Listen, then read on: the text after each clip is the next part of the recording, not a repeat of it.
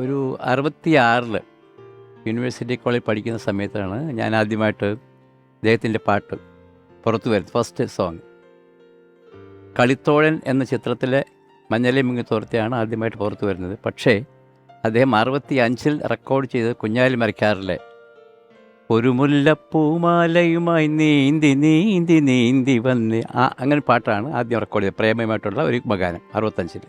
പക്ഷേ ആ കുഞ്ഞാലി മരക്കാർ ഇറങ്ങുന്നത് 67. അപ്പോൾ 66 ഈ മഞ്ഞളെ മുങ്ങിത്തോർത്തി ഇറങ്ങുമ്പോൾ അതിൻ്റെ ആ ഹമ്മിങ് ആദ്യം കേട്ട് ആ ശബ്ദത്തിൽ ശരിക്കും ആകർഷനായിട്ട് ഇപ്പോൾ യേശുദാസിൻ്റെ പാട്ട് ഇങ്ങനെ കേട്ടിരിക്കുന്ന സമയത്താണ് ഈ ശബ്ദം വരുന്നത്, വ്യത്യസ്തമായ ശബ്ദം. അതിഷ്ടപ്പെട്ട് അദ്ദേഹത്തിൻ്റെ ശബ്ദത്തെ ഇങ്ങനെ അനുഗമിച്ചു. 67 അദ്ദേഹത്തിൻ്റെ ആദ്യത്തെ ഗാനമേള കൊല്ലം ഫാത്തിമ കോളേജിൽ. നേരത്തെ നമ്മൾ വാര്യർ പാടിയ പോലെ ശ്രീ ശബരീശ അത് പാടിയാണ് തുടങ്ങിയത്. 66 ജയവിജയ എഴുതി സംഗീതം നൽകുക അദ്ദേഹം പാടിയ ആദ്യത്തെ ഭക്തിഗാനമാണത്. അതാണ് ഗാനമേളയ്ക്ക് ആദ്യമായിട്ട് പാടുന്നത് 1967 കൊല്ലം ഫാത്തിമ കോളേജിൽ. അതിനുശേഷം മിക്കവാറും അദ്ദേഹത്തിന് ഗാനമേളകളിൽ ഇൻഡിവിജ്വൽ നടത്തുന്ന ഗാനമേളയിലെല്ലാം ഫസ്റ്റ് സോങ് അത് തന്നെയായിരിക്കും.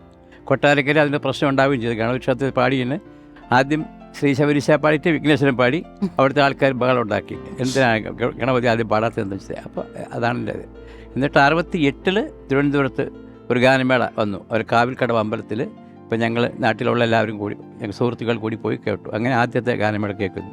പിന്നെ ഒരു 150-200ഓളം ഗാനമേളകൾ കേട്ടിട്ടുണ്ട് അദ്ദേഹത്തിൻ്റെ പല സ്ഥലങ്ങളിൽ. കോഴിക്കോട് 69 ഒന്ന് കേട്ടിട്ടുണ്ട്. MSV സാറ് കോഴിക്കോട് ഒരു ഗാനമേള നടത്തിയപ്പോഴത്തേക്ക് അന്ന് സംഗീത സംവിധായകൻ രഘുകുമാറിൻ്റെ അമ്മയുടെ റെക്കമെൻഡേഷൻ അനുസരിച്ച് ഇദ്ദേഹത്തെ കൊണ്ട് പാട്ട് പാടിച്ചു MSVയുടെ ഗാനമേളയിൽ.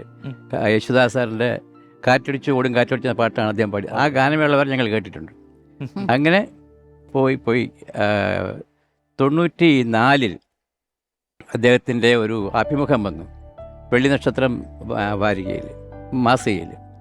അപ്പോൾ ആൾ ചോദിക്കുന്നു, അത് താങ്കളുടെ ആരാധനയെക്കുറിച്ച് എന്താണ് അഭിപ്രായം എന്ന് ചോദിക്കുന്നു. പറഞ്ഞു, എനിക്ക് ആരാധകരില്ല, എല്ലാം എൻ്റെ ബന്ധുക്കളാണ്, ഈ പ്രദീപനെ തന്നെ നോക്കൂ എന്ന് പറയുന്നു. അപ്പോൾ പ്രദീപ് എന്നൊരു വിദ്വാൻ തിരുവനന്തപുരത്തുണ്ട്, നമ്മുടെ അടുത്ത് തന്നെ, പൂജപ്പുരക്കാരൻ. അപ്പോൾ അദ്ദേഹം 92 അദ്ദേഹമായിട്ട് ബന്ധം സ്ഥാപിച്ച് കഴിഞ്ഞു. അദ്ദേഹം ഇങ്ങനെ ഇൻലൻഡ് വായിച്ച് എഴുതി അദ്ദേഹത്തിന് കത്തുകളയക്കും, തിരിച്ച് മറുപടി അയക്കും. അങ്ങനെ നെയ്യാറ്റിൻകര ക്ഷേത്രത്തിൽ അദ്ദേഹം പാടാൻ വന്നപ്പോൾ നേരിട്ട് പോയി ബന്ധപ്പെട്ടു, അങ്ങനെ പരിചയപ്പെട്ടു.